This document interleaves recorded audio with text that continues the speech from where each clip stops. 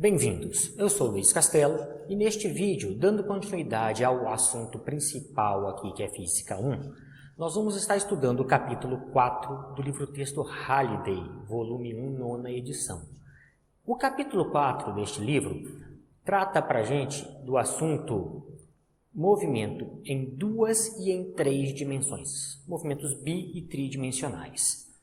Nós vamos dividir esse capítulo em alguns vídeos, onde a primeira parte deste assunto vai tratar da descrição do que é este movimento tridimensional de forma geral. Como assim? A gente vai pegar um movimento em 3 dimensões e vai descrever este movimento em termos de posição, deslocamento, velocidade e aceleração.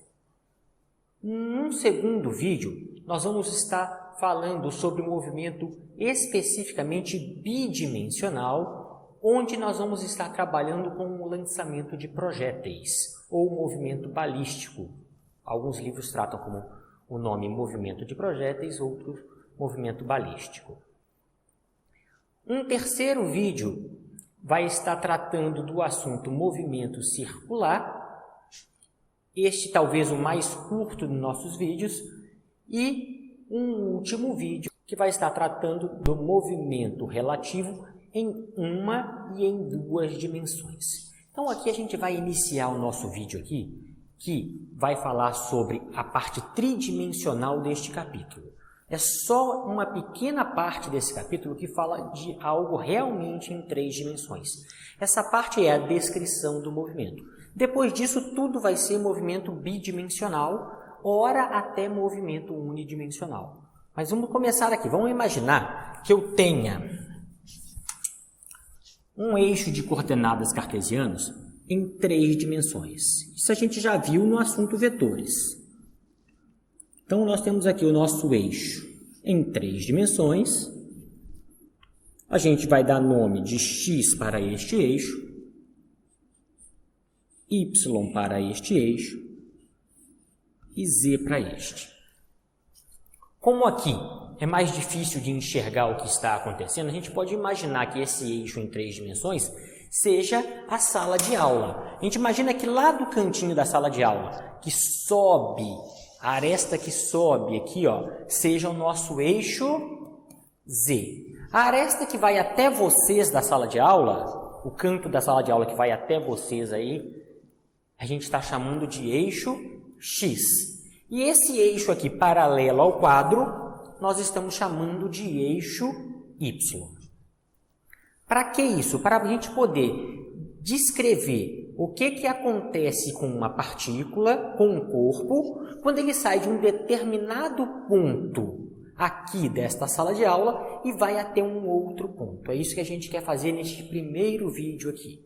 Então, essa descrição é uma descrição vetorial, que é importantíssimo darem uma olhada no assunto vetores, que a gente já gravou alguns vídeos sobre isso. Vamos lá. Vamos imaginar, então, que não dá para eu desenhar fora do quadro, infelizmente, mas vamos imaginar que eu tenha algo flutuando aqui, nesta parte do quadro aqui, que está sendo representado o sistema de coordenado cartesiano em 3 dimensões. Então, vamos supor que algo esteja aqui. Mas este aqui, na verdade, ele subiu um tanto no eixo Z, ele andou um tanto para a direita no eixo Y, mas ele também andou um tanto aqui, ó, no eixo X. Na verdade, este cara está flutuando aqui. Vamos imaginar o seguinte, ali eu não vou conseguir desenhar, mas imagine que tenha um objeto aqui neste momento, neste ponto aqui, ó, na sala de aula. O que está significando aquilo lá? Que ele andou tantos metros para o lado de cá, na direção do eixo Y, ele andou tantos metros para a frente, que é o eixo X, e ele está a uma certa altura aqui, que é o eixo Z. Então, eu quero descrever onde está meu dedo neste momento. Para eu descrever onde está meu dedo neste momento, a gente usa este vetor aqui, ó, que sai lá do cantinho da sala e encosta neste objeto. Então, imagina que eu tenho uma linha saindo do cantinho da sala e encostando agora aqui neste objeto. A gente tem que descrever este vetor. Quando eu descrevo este vetor, a gente está dando a posição atual deste objeto. Então, o que vai descrever aqui primeiro é a posição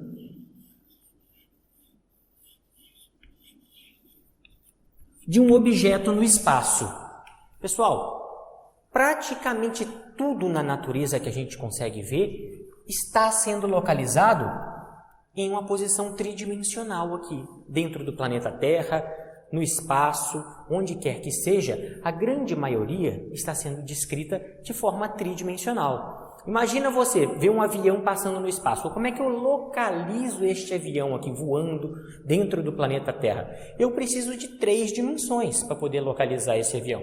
Então, só dessa forma, um radar conseguiria localizar esse avião e seguir este avião para manter o voo dele seguro. Então, é muito importante eu saber localizar e, posteriormente, ver a mudança da posição desse objeto com o passar do tempo. Para poder descrever a posição desse objeto, quando eu trabalho com 3 dimensões, eu não chamo uma dimensão específica de eixo X, a outra de Y e a outra de Z. Como é que a gente descreve isso? A gente fala que este vetor tridimensional chama vetor R. É só uma notação.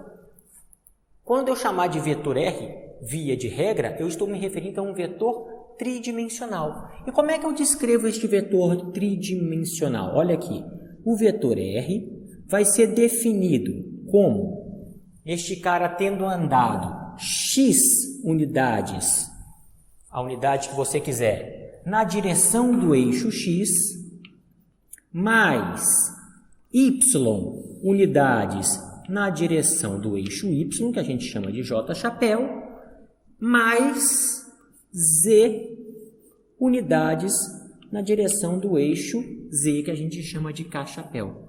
Então, esta aqui que eu coloquei no quadro é a descrição tridimensional do vetor posição. Esse vetor R chama vetor, notem que tem a setinha de vetor, posição aqui. Então, este é o nosso vetor posição. Tudo bem? Então, gente, é simples. Eu vejo quantos metros ele andou no eixo X. Pode ser para frente ou para trás. Se for para trás, vai ter um sinal negativo. Se for o contrário, é a minha setinha. Vejo quanto ele andou no eixo Y. Pode ser para lado direito ou para o lado esquerdo aqui do meu... Na minha referência aqui, ó, lado direito ou lado esquerdo. Na referência de vocês é trocada. Tá? Se para vocês, para o lado direito aqui, ó, de vocês, a gente está chamando de positivo, é só ver essa seta. Para o lado esquerdo a gente vai chamar de negativo aí para vocês. E no eixo Z também ele pode estar andando para cima, que a gente chamou de positivo, ou para baixo, que a gente chamou de negativo. Então isso aqui vai ser quantos metros, quantos quilômetros ele andou em cada um desses eixos. Nada mais do que isso. Então essa é a forma que a gente descreve o tal vetor posição em um sistema de 3 dimensões. Esse sistema que a gente está descrevendo aqui, gente, já falei para vocês, a gente está trabalhando só com isso no curso de Física 1, é o sistema de coordenadas cartesiano. Se fosse outro sistema de coordenadas, a gente descreveria ainda tridimensionalmente, mas não seria x, y e z. A gente teria outras componentes a colocar nesses lugares aqui. Mas Física 1 a gente vai estar trabalhando essencialmente com o sistema de coordenadas cartesiano, ou seja, os eixos que a gente mais conhece, x, y e z. Tá bom, a gente já sabe descrever a posição que um objeto se encontra. Então, aquele objeto ali, ó, encontra-se a tantos metros, este objeto, descrito dessa forma, ele está sendo feito aqui para mim, mais ou menos, tá? 1,60 m de altura aqui, nesse momento, 1,60 m de altura, ou seja, aqui seria 1,60 m. Ele estaria a 2 metros da parede da sala para cá, ou seja, no eixo Y, ele estaria a 2 metros aqui no eixo Y, e ele estaria a 1 metro mais ou menos aqui à frente do quadro, ou seja, no eixo X, aqui seria 1 metro. Então, a gente descreveria este movimento, esta posição, se eu tivesse colocado aquele objeto naquela posição ali, já vou apagar só um exemplo, como sendo 1 no eixo X, mais 2 no eixo Y, mais 1,60 no eixo Z. E quando vocês fizerem isso, coloquem a unidade que vocês usaram para medir. No meu caso aqui, eu optei por escolher os metros aqui, a unidade de metro. Então, só um exemplo de como é que eu descreveria em que posição um dado objeto está. O mais importante é a forma genérica, o que está em amarelo. Então, a gente vai apagar essa descrição aqui, porque isso aqui é muito específico, só valia para aquele caso ali. Mas, se este mesmo objeto sair daqui, agora, dessa posição que eu coloquei, e vier parar aqui na sala de aula, ele se movimentou, não me interessa o que ele fez, este objeto se movimentou, saiu daqui, e agora este objeto veio parar aqui. Então, ó, ele tem um novo vetor posição.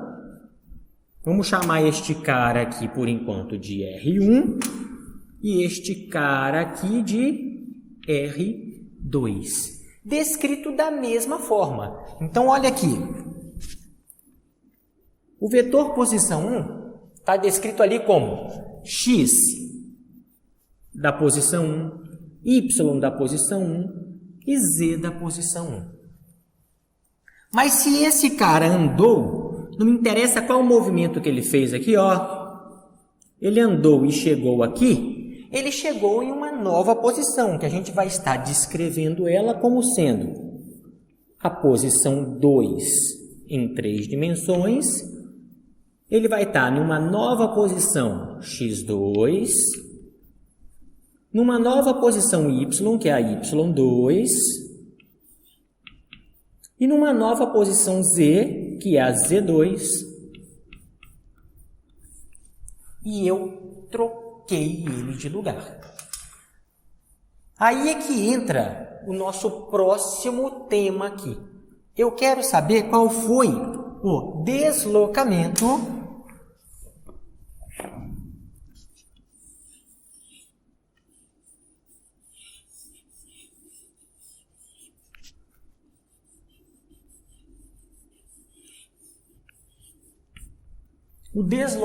deste meu objeto para sair daqui e chegar aqui.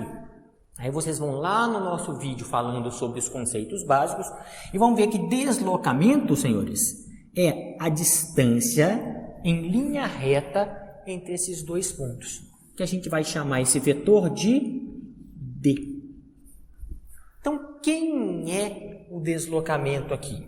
O deslocamento D nada mais é do que a diferença entre a posição final e a posição inicial deste objeto aqui. A final, aonde ele parou, menos a inicial, de onde ele saiu. Sempre assim. Então, assim eu vou encontrar o meu vetor deslocamento. Tudo bem? Notem que aqui, se eu fizer uma soma de vetores, eu posso copiar esse vetor na ponta deste, copiar este vetor na ponta desse, daqui até lá e daria o vetor soma, e daqui até aqui daria o meu vetor diferença. Este vetor diferença, quando eu estou tratando de posições, variações de posições, chama vetor deslocamento. Ou seja, vai ser o vetor R2 menos o vetor R1. Eu sabendo diminuir vetores, fazer a subtração de vetores, eu encontro qual é o meu vetor deslocamento. Então, gente, vamos ver aqui agora como é que a gente faz essa subtração de vetores. A gente já tem assunto só para isso, mas nesse caso específico nosso aqui, vamos ver qual é o nosso deslocamento. ou seja, a distância em linha reta para sair daqui e chegar até aqui. Note que essa linha verde que eu desenhei aqui, toda bagunçada, ela é a distância percorrida, não é o deslocamento. Mas a gente está aqui definindo em 3 dimensões o que é posição e o que é deslocamento por enquanto. Então vamos lá. Repara só. D de deslocamento vai ser igual a o vetor final, posição final, vetor posição final é o R2, que vai ser x2 mais y2 mais z2 menos o vetor posição inicial, que é o R1. O R1 está sendo descrito como x1 mais y1 mais z1. Eles devem obrigatoriamente estar na mesma unidade de medida, ou seja, se este cara estiver medido em metros, esse tem que estar em metros. Se esse estiver em quilômetro, esse em quilômetro e assim vai. E eu faço a subtração de vetores. Como é que eu faço uma soma de vetores? Lembra quando eu falei de soma para vocês? Era soma algébrica, ou seja, pode ser soma com sinal de mais ou soma com sinal de menos. Como é que eu fazia essa soma ou essa subtração de vetores? Eu só posso somar e subtrair coisas iguais. A gente já discutiu sobre isso aqui. Ou seja, só posso somar ou subtrair I com I, J com J e K com K.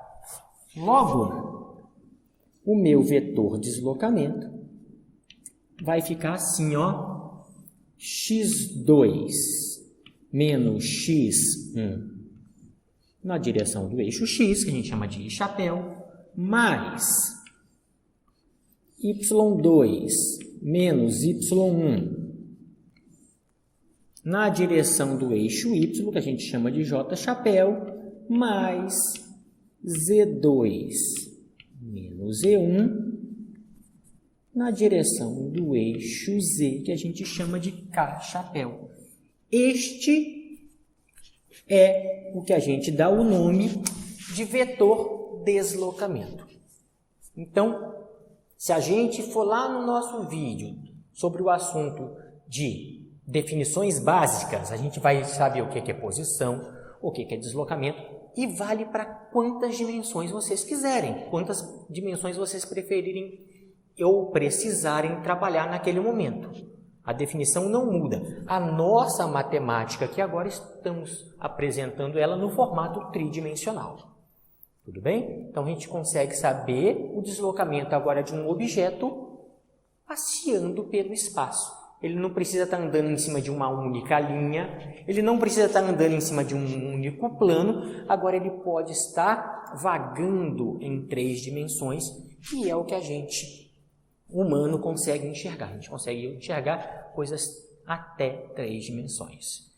Então, as nossas 2 primeiras definições são vetor posição e vetor deslocamento. Qual que é a nossa próxima definição mais usada que a gente tem aqui? A gente tem a velocidade.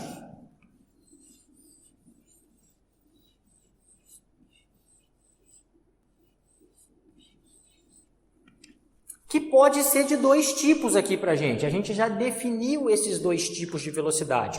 A gente tem a velocidade média e a velocidade instantânea. Vamos ver primeiro o que é essa tal de velocidade média. Como é que fica a minha velocidade média?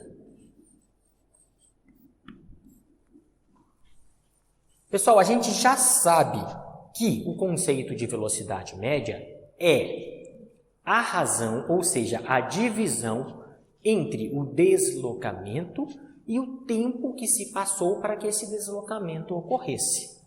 Se eu escrever isso em matemática aqui, ó, vai ficar assim, que a velocidade média, vou chamar simplesmente de V, vai ser o deslocamento Mas quem é deslocamento para mim? Este D aqui, deslocamento. Muitos livros, vamos colocar aqui para poder acompanhar a grande maioria dos livros, eu chamei de D aqui, mas muitos livros não vão chamar aquilo ali de D. Vão chamar isto aqui, ó, de... Vamos trocar a cor. Muitos livros vão chamar esse cara aqui de delta R.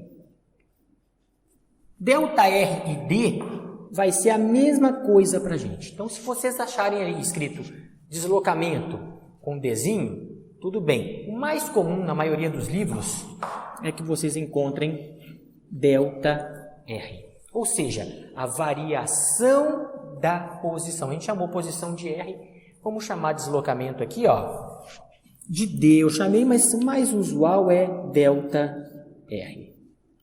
Esse cara a gente está chamando de R. Delta, o que significa? Sempre que eu tiver a letrinha delta em física aqui para a gente, vai significar o final de alguma coisa menos o inicial dessa mesma coisa. Ou seja, R final menos R inicial. Tudo bem? Se vocês quiserem trocar esse D todo aqui por delta R, pode também. Isso aqui pode e deve ser chamado de delta R. A letra aqui não tem muita importância, pode escolher a letra que vocês quiserem, só coloquei aqui porque a maioria dos livros segue esta anotação. Então, quem vai ser a nossa velocidade média? É o deslocamento, ou seja, a minha variação das posições, o meu delta R, sobre quanto tempo eu gastei para sair daqui e chegar até aqui. Delta T. Lembrem que isso aqui, senhores, é um vetor.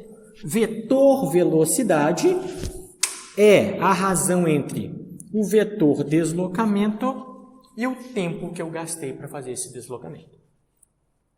A gente pode simplesmente, então, chamar este cara aqui de quem? Olha aqui, ó. x2 menos x1. Vamos dar um novo nome para ele. x2 é a posição final no eixo x. E x1 é a posição inicial no eixo x. Logo, isso aqui, senhores, ó, é o meu delta x. Ah, então o resto é igual, né? Sim, o resto é igual. Repara aqui, ó, y final menos y inicial. Delta y. E este cara vai ser o meu delta z. Na direção do eixo I, na direção do eixo J e na direção do eixo K. Nos versores I, J e K, para ser mais preciso. Ou seja, o vetor velocidade vai ser delta x I mais delta y j mais delta z k. Tudo isto dividido pelo tempo. Notaram aqui a simplicidade? Olha aqui, é o deslocamento. Como é que eu escrevo deslocamento? Assim. Só que final menos inicial, a gente pode dar nome de delta, o que você quiser. Aqui delta x, lá delta y, lá delta z, por razões óbvias. Aqui era x2 menos x1, y2 menos y1 e z2 menos z1. Então, chamamos de delta x, delta y, delta z. Então, o delta R, eu abri ele, escrevi ele neste formato aqui. Está ali. Quando eu divido o meu deslocamento pelo tempo, eu acho o meu vetor, ó, vetor velocidade média. Então, a minha velocidade média, a gente pode desmembrar aquilo, fazer o contrário do MMC, botar o ΔT embaixo de cada um destes carinhas ali. Vai ficar assim, ó. O vetor velocidade média vai ficar igual a ΔX sobre ΔT na direção do eixo x, mais ΔY sobre ΔT na direção do eixo y agora, esse é o eixo x, esse é o eixo y, mais delta z sobre delta t na direção do eixo z. Está aqui. E eu ainda posso escrever isso aqui de uma forma diferente. Olha aqui. Esta aqui é a componente x da velocidade. É a velocidade com que esse cara avança sobre o eixo x. Ela não necessariamente é igual para cá ou para cá. Eu posso estar andando mais devagar para frente, na direção de vocês, e mais rápido para o lado. Isso é totalmente possível. Eu estou correndo para lá e andando só um pouquinho para o lado de vocês. Então, este número pode ser totalmente diferente desse e totalmente diferente desse. Não tem nenhuma obrigação de ser igual. Inclusive, uns podem ser positivos, os outros podem ser negativos. E dessa forma, a gente escreve a última notação para a velocidade média. Aí a gente parte para a velocidade instantânea. A última notação de velocidade média, então, vai ser assim, ó. Delta x sobre delta t. O que é isso? Eu acabei de falar com vocês. É a velocidade com que ele anda sobre o eixo x. Ou seja, vai ser velocidade no eixo x, ó. A gente só vai chamar esse cara de Vx. Mais quem? A velocidade com que ele anda no eixo y, que a gente vai chamar só de componente y da velocidade. Está aqui. Finalmente, mais a velocidade com que ele está andando sobre o eixo z. Ou seja, a componente z da velocidade. Então, notem aqui. Eu tenho várias formas de escrever o vetor velocidade. De forma mais compacta, que vai ser a variação vai ser o deslocamento, ou seja, a variação da posição sobre o tempo. Eu abro este deslocamento, essa variação da posição nos formatos Δx, Δy, Δz. Posso escrever ele separado ainda, com o ΔT embaixo de cada um, o contrário do MMC. E posso escrever ele como a componente da velocidade naquele eixo. Ou seja, quanto é a velocidade no eixo x? Eu já fiz a conta, já fiz essa conta, ó. Δx sobre ΔT deu a velocidade no eixo x. Eu já fiz essa conta, velocidade do eixo y. Já fiz essa conta, velocidade no eixo z. Então, assim eu estou descrevendo a minha velocidade média. O que nós vamos fazer aqui agora? Nós vamos apagar então o quadro e eu vou descrever a velocidade instantânea, como ela é. Assim que eu descrever a velocidade instantânea, a gente vai descrever a aceleração média e a aceleração instantânea. E aí sim a gente termina nosso vídeo de conceitos aqui do movimento tridimensional. Então vamos aqui, a gente já vai descrever neste momento qual é a velocidade instantânea desta partícula aqui. A velocidade naquele instante, no instante em que eu olho para aquela partícula. Olhei para ela, neste instante a velocidade é... Como é que a gente descreve isso? Vamos fazer isso aqui agora. Muito bem, gente, ó, o quadro apaguei ele e aproveitei aqui e escrevi como é que a gente notou, fez a notação de velocidade média antes de eu apagar o quadro aqui. Coloquei uma barrinha aqui só para a gente não confundir aqui na hora que a gente for colocar a velocidade instantânea. O que significa essa barrinha aqui quando a gente vê em física normalmente? Significa média. Então, ó, a velocidade média é definida como velocidade média no eixo x, velocidade média no eixo y e velocidade média no eixo z. A gente já viu como é que chega nessa definição aqui. Então, quando a gente for falar aqui agora sobre a velocidade instantânea, a gente tem que lembrar o conceito de instantânea em física. A gente já falou este conceito também no nosso vídeo de conceitos lá no comecinho. Pessoal, se eu quero que essa velocidade seja instantânea, significa que eu quero saber qual é a velocidade naquele exato instante. Eu não quero que passe um intervalo de tempo. Eu quero saber naquele instante qual era a minha velocidade. E se é isso que eu quero saber, a gente vai falar o conceito aqui de velocidade instantânea. Também vamos chamar de V Então, notem que não vamos diferenciar os V's aqui. Na hora do exercício, vocês vão saber quem é V médio, V instantâneo. Se eu fosse vocês, eu escreveria assim, ó, V médio para velocidade média. Não escreveria nada, ou V inst para velocidade instantânea. Vai fazer com que a pessoa que esteja olhando o seu exercício consiga identificar, assim como você identificou, quem é a média e quem é a instantânea, já que eu não tenho muita diferença nessas duas notações. Mas o que significa, do ponto de vista matemático, do ponto de vista físico, uma coisa instantânea? Significa não passar em intervalo de tempo. Opa, mas se eu não passar aqui, eu vou estar dividindo por zero. Não passou tempo, ó, delta t foi zero. E eu não posso dividir por zero. Então a gente faz com que esse tempo se aproxime tanto do zero quanto eu queira. Ou seja, eu faço o limite desta coisa aqui quando o delta t tende a zero, chega perto de zero. E isso recebe o nome de derivada. A gente já falou sobre isso aqui também. Então, gente, olha aqui. A velocidade instantânea vai ser a derivada da posição em função do tempo. Aqui.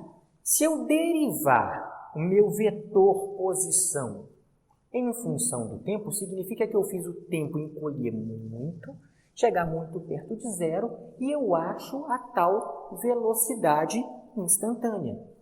Olha aqui que eu tenho que fazer. A velocidade instantânea vai ser, então, a derivada em função do tempo do meu vetor posição. Quem era o meu vetor posição? Meu vetor posição, vamos escrever ele assim, ó, x, i, mais y, j mais z, k. Nota que eu não me preocupei em colocar x1, x2, x3, y1, y2, y3, z1, z2, z3, quantos forem. Eu não me preocupei em colocar os índices aqui, porque eu quero naquela posição saber a velocidade dela. Então, não preciso ficar colocando índices, já que eu não vou variar essa posição. Quero saber qual é a velocidade naquela posição. Isso, senhores, é o que o velocímetro do seu carro te entrega na hora que você olha para ele. Na hora que você olha o velocímetro do carro, ele está te dando a velocidade naquele exato instante de tempo, naquela exata posição onde você estava.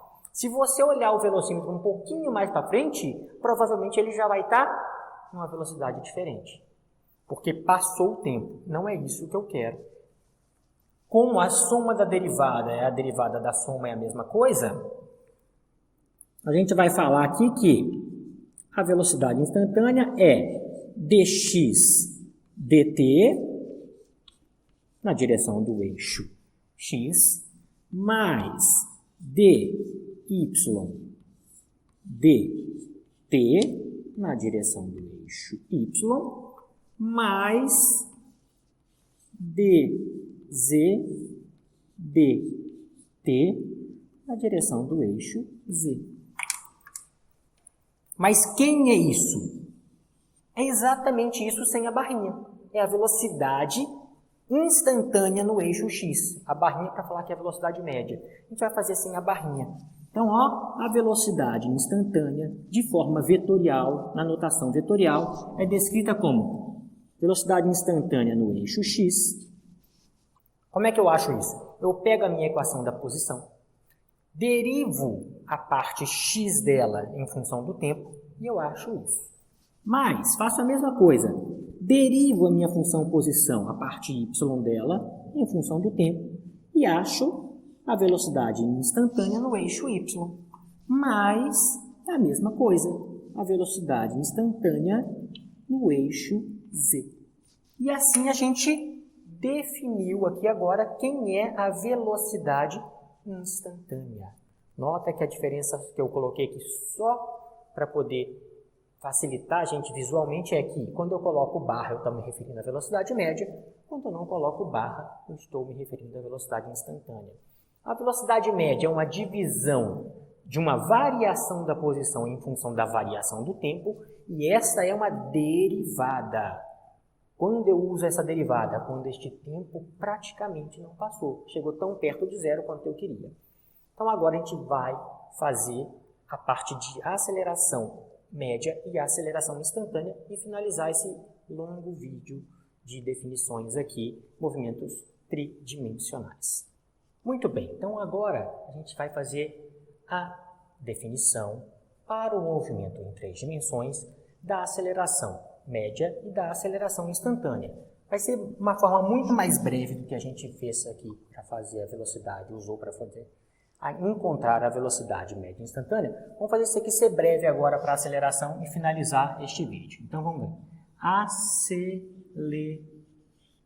Aceleração.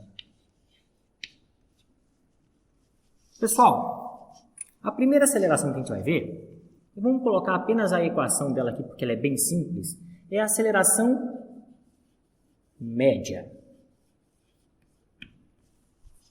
O que é a nossa aceleração média? Quando um carro está acelerando. Gente, acelerar não me interessa se tem um sinal de mais ou um sinal de menos. A definição de aceleração vai ser sempre a mesma. Quando um carro está acelerando, quando ele está alterando a sua velocidade à medida que o tempo passa. Essa é a nossa definição de aceleração média. Se eu tenho uma velocidade em um determinado instante e uma outra velocidade em outro determinado instante, ela pode ser maior ou menor. Eu posso ter pisado no meu acelerador com sinal de mais ou no meu acelerador com sinal de menos, que seria o meu freio. Eu alterei esta velocidade em um dado intervalo de tempo. Quando isso acontece, se eu alterei essa velocidade, eu chamo isso de aceleração. E a nossa aceleração média é definida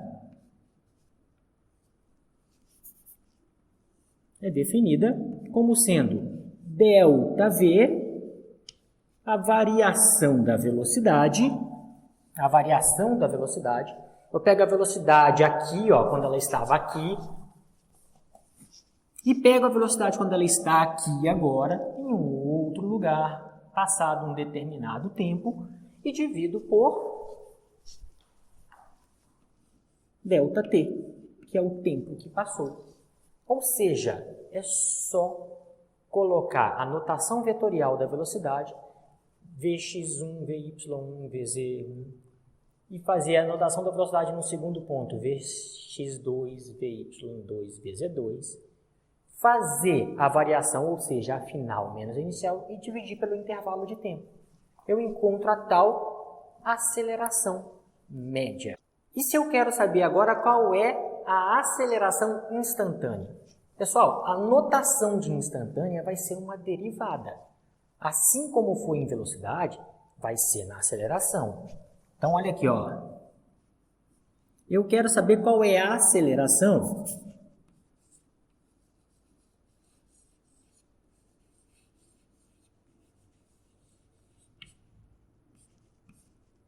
no exato instante, no exato momento em que eu olho para o acelerômetro, não para o velocímetro, obviamente, né? Quando eu olho para o acelerômetro, quanto que ele está me marcando? Quando eu faço isso, eu olho para o acelerômetro, eu vejo uma velocidade naquele instante. Não deixei passar um intervalo de tempo, então a gente usa a notação vetorial. A gente usa a notação de derivada, que vai ser dv dt. Se eu não deixo passar um intervalo de tempo, se o intervalo de tempo é curto o suficiente para chegar perto daquilo que eu chamo de zero, uso derivada. Se é um intervalo mais amplo, a gente chama de deltas e encontra a média. Derivada encontra a instantânea. Sempre vai ser assim, absolutamente sempre. Ou seja, vamos escrever aquela velocidade lá, aquele vetor velocidade, em termos das componentes x, y e z da velocidade. Vai ficar assim, ó, a aceleração instantânea é igual a dt, ou seja, a derivada em função do tempo de quem? Da velocidade. Vxi mais Vyj mais VZK. Está aqui. De novo, a derivada da soma é a soma das derivadas Isso é a mesma coisa para a gente. Então, eu faço dvx dt, dvy dt e dvz dt. Como é que vai ficar? Vamos só fazer a distributiva. Vai ficar dvx